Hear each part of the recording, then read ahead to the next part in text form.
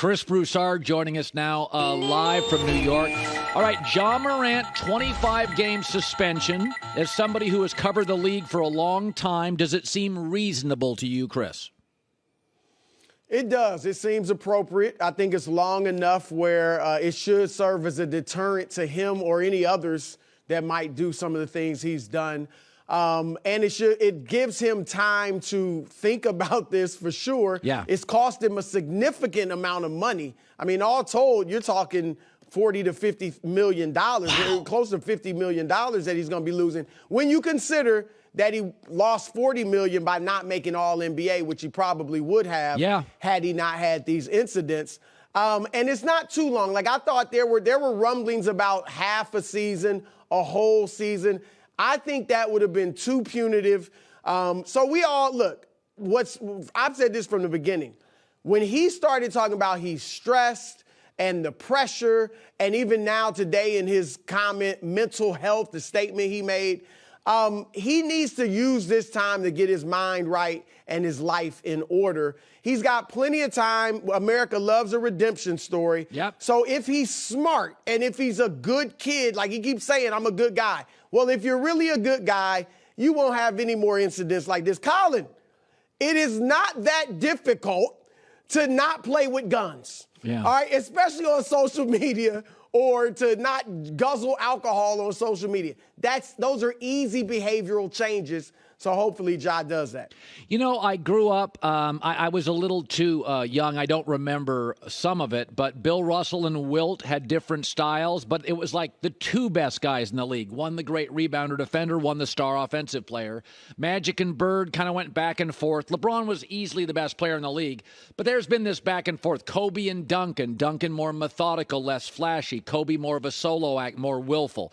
I do think we're getting into a Jokić, Giannis for the next 4 or 5 years. One, the Greek freak, runs the floor like a guard, can do anything athletically. Less skilled than Jokić, the better shooter, the better passer. But I do think we're kind of forgetting about Giannis. The last 2 years before this one, when he was healthy, felt like the league was running through him. So is it unrealistic to say, and I love it, 2 international bigs for the next 4 and 5 years are going to be our Magic and Bird? Yeah, Colin, look, from your mouth to God's ears. I mean, really, like, we would be blessed if Giannis and Jokić becomes the defining rivalry in the league over the next 5 or 6 years, right? If they are the Magic Bird. Well, remember, we wanted it to be Kobe LeBron. We had commercials and all, and it never materialized. If we get this, it will be great. And I think, right now, I've been saying, and I believe it, that Jokić is the best player in the world. I did think it was Giannis just up to a few months ago. I think it's probably a matter of personal preference. Obviously, Giannis can do things defensively that Jokić can't, and impact the game that way. He's way more athletic, but he can't shoot. And that's a problem.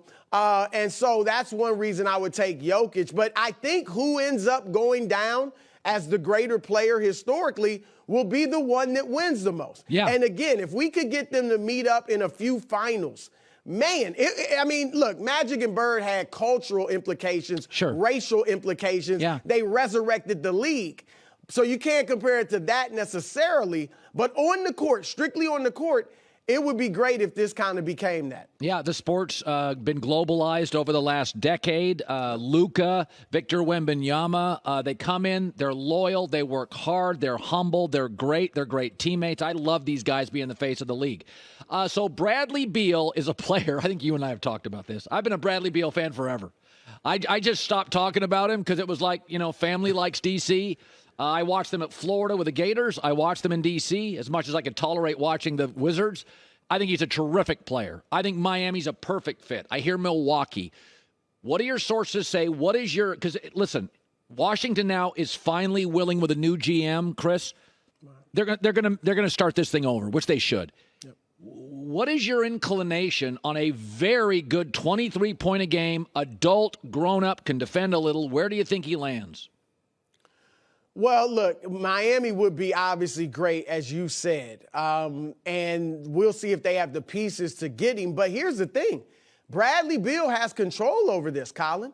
Remember, he's the only player in the league with a no-trade clause. Yeah. And that's one reason Miami, despite not having all the assets that Washington might want, Beal could actually direct himself there. If he was like, look, I want to go to Miami. I want to have a chance to win a championship. They're close. They need the type of player that I am. I want to play for Eric Spoelstra, a great coach. Like, he could really guide himself there. Wherever he goes, this is what's the interesting thing. We have to watch, and I think you're going to get to this in a moment, but all these teams that are contenders are going to be making moves to try to upend Denver. And wherever Beal goes could tip the scale in that team's, really should tip the scale in that contender's favor to at least get to the finals and play Denver if it's an Eastern team. So if Milwaukee gets him, they're the clear-cut favorite in the East. If it's Miami, then, I mean, you still got Milwaukee and Boston, but Miami would be a lot better. Remember, their problem was scoring.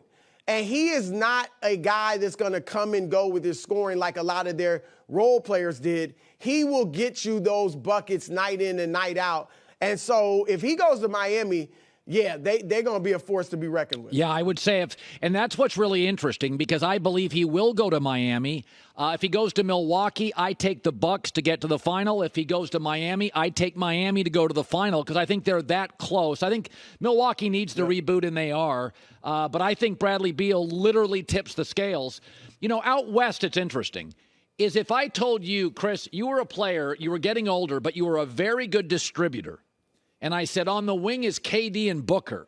I'd be like, you're crazy to leave it. I hear all this Chris Paul stuff. Why in the world would he leave Phoenix? He's a distributor. He's not going to have the pressure to score, and he may have the best shooting guard and 4 in the league at shooting. Why would he leave? Yeah, look, we know the decision to release or possibly to waive him is all about money. Yeah. And so it really determines is he happy with the situation there. And I also think it's on the Suns. Like, Chris Paul is still a very good player. Was top 5 in assists, I believe, this year. 14 points, about 8.5 assists.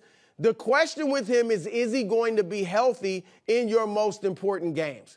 And if they bring him back, then they have to have that backup, whether it's Cam Payne or somebody else, that can get a lot of the minutes to try to make him available for the playoffs. Because, Colin, if he gets hurt in the playoffs, just like he did this year, then you are now playing your most important games in a different way than you played during the regular season. Yeah. You know, you just can't switch it on like that, like they thought they could this year by playing 8 games together and thinking they could win in the West. So I think that it makes sense for him to stay. Like you said, look at the Clippers. Can I count on Kawhi and Paul George to be healthy? The Lakers, I mean, I don't know if they're any better than we are in Phoenix. So Phoenix is a great place for him to land or to stay. But I think questions are on their end as well. One more question. Mike Dunleavy Jr., who I covered in high school, is now the GM of the Warriors. I don't know this to be true, but I do feel like Bob Myers worked his tail off, and Bob Myers was not comfortable breaking up Steph, Clay, and Draymond, but probably felt it was time to move off Clay, but he just doesn't want to do it. So you bring in the new kid. I'm just kind of, making it up as I go, but I feel like people in the building feel a loyalty to Steph, and Steph is close to Clay, but the numbers, they don't feel right for Clay. That's my guess. What do you make of Myers out, Dunleavy in, and what happens with this group, the move they make? Yeah, look, the owner's son, Kirk Lacob, is very involved, and I think that has something to do with it. He's obviously going to he and Dunleavy are going to work together, and obviously as the owner's son, he's going to have the final say. So I think that was a factor. I think they'll bring back Clay and Draymond and make another run for it. But look, we were talking about Bradley Beal. Clay has 1 year left on his deal. Yeah. If you offer Clay, now he's not young, but he's expiring, right, in the near future. So that might be appealing to Washington, which has to match the salaries. Like I actually think Golden State should go after Beal. I'm not saying they'd get him, right? But they should go after him and keep Clay. But, you could offer Jordan Poole, who you and I like, and he's there. He give you 23 points a game right off the bat. Jonathan Kuminga, Moses Moody, who both of those guys could be good, especially Kuminga in the future. And then you got Beal with the big three in Golden State. Wow. That's a lot of money, so it's probably unrealistic. That's where Klay comes in. Do you get off Klay's contract and replace him with Bradley Beal, who right now is better? You'd have to say is probably better than Klay. So because of age and stuff. So yeah, I think they're going to have to look at everything, because I don't think, Colin, that they're ready to tear this thing, certainly not tear it down, but I also don't think they're really willing to mail it in during Steph's prime. I think they are still in championship mode as long as he's still at the top of his game. Brew with that's going to get me thinking all weekend.